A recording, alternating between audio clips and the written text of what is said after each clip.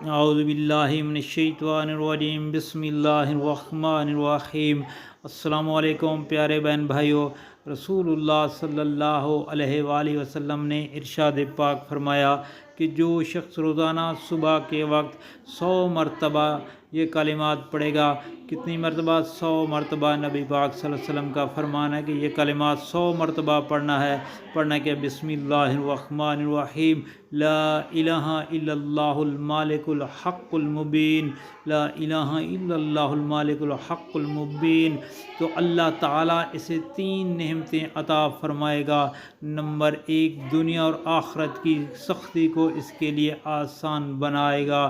Number 2، شیطان اور حاکم کی شر سے اسے پناہ دے گا۔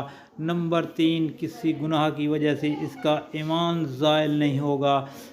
دوستو، اللہ پاک سے دعا ہے مجھے، آپ کو اور تمام مسلمانوں کو نبی پاک صلی اللہ علیہ وآلہ وسلم کے اس فرمان پر عمل کرنے کی توفیق عطا فرمائے، اور اللہ تعالی ہماری پریشانیاں دور فرمائے، آمین یا رب العالمین۔